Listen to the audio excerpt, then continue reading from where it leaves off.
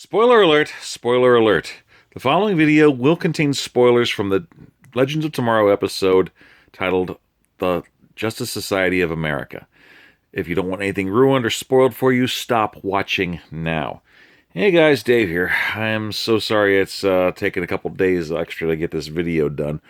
Unfortunately, insomnia and sickness has been kicking my backside, and it's just sucked. So instead of using my other camera, I'm just going to try to do a quick little upload here and just let my camera go, and I'll probably just pass out while it's uploading. So we've got the Legends and confronting the JSA, and it's something because they're trying to explain about time travel and everything. The JSA is not having it. All they see is that these guys are Nazi spies and they're trying to trick them.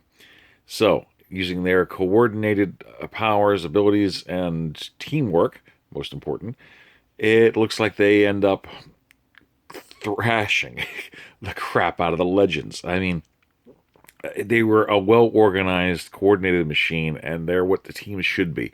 This is why the JSA is a legendary, pardon the pun, term when it comes to one of the first superhero teams ever created. Of course, it didn't help the Legends were trying to talk about Rex Tyler, but they didn't believe him, and Rex never saw these guys before. So, they're in prison in the JSA headquarters, bickering all over the place. Rex and them start talking to him a bit, trying to find out what's going on, trying to suss things out. Immediately, there's more than a bit of tension.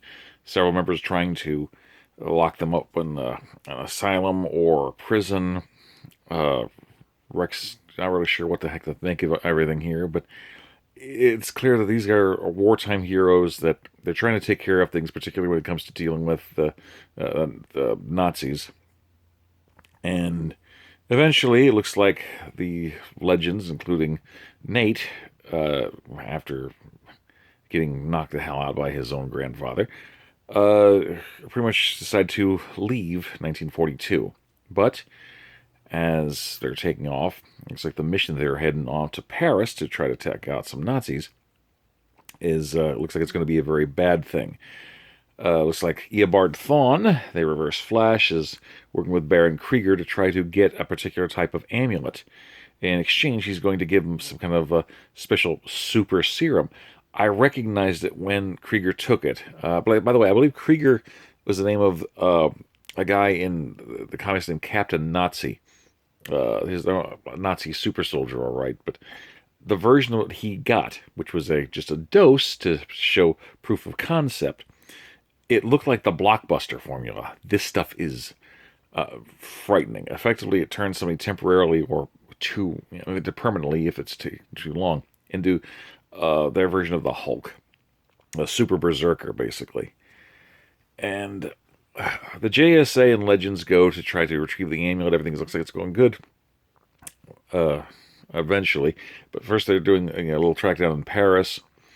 Victor Garber's got some pipes, man. He sings in a little Nazi club, which all hell breaks loose with Vixen undercover. Ray Palmer refusing to do the Sieg Heil. Starts a barroom brawl. Here come the Legends, to confront the JSA again, with Stargirl knocking them the hell out. And they're just bickering back and forth, saying, "Look, this is the only way they're going to save them is to work together." So then they go to try to get the amulet, but no one's really sure what's the purpose for it. Krieger doses up with the Blockbuster formula. He trounces the Legends and JSA. Professor Stein's trying to be the leader, but he's the analytical guy. He's good at analyzing facts and data, but not a tactician. And he finds that out real quick. Unfortunately, with Adam and Vixen being captured. It's interesting seeing these two play off of each other here and there, too. I mean, technically, both have skills of their own, but their real power comes from their external objects that they wear. If the Adam armor is damaged or Vixen's totem is removed, then no powers. I think it's kind of cool that they're trying to make Vixen effectively the same way that the Linda Carter Wonder Woman was, that she's a absolute badass and beautiful, but take away the source of her power and she's pretty human. So I think that's kind of an interesting thing. So Ray and Amaya are captured by Krieger, and he's trying to duplicate the serum. Ray convinces him, as long as you don't kill Vixen, I'll work on it. He's even going to improve on it for him.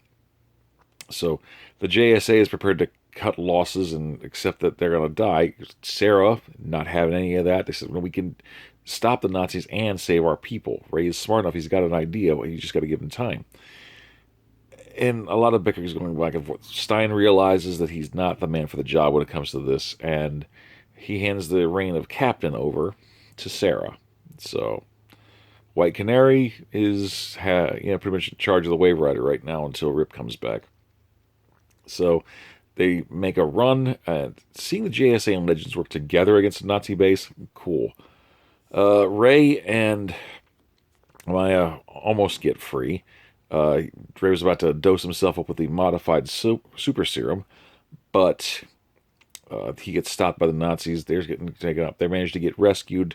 Maya gets her totem back, and now with the team reunited, they're trying to stop Krieger, who's sauced up again. Eventually, a bombing run manages to take him out, but it also takes out Commander Steel and Nate. Fortunately, Steele's also known as the Indestructible Man, so he's kind of relatively, just dazed. But Nate is bleeding internally, and we found out that he's a hemophiliac. His wounds are massive inside.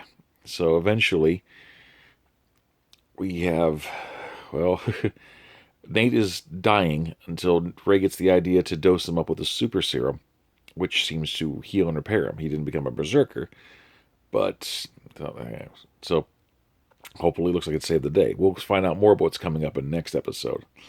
So Amaya is starting to come around a little bit to Ray, although here's a funny little story. We had a little problem with Twitter this weekend due to a hack attack, but now that it's up and going, I found Maisie Richardson Sellers, the actress that plays Vixen on Legends of Tomorrow, and I sent her a little joke, and she actually liked it on Twitter. The joke was, your Vixen is really hard on Ray. I mean, seriously, she's throwing more shade than Obsidian. Hashtag superhero humor.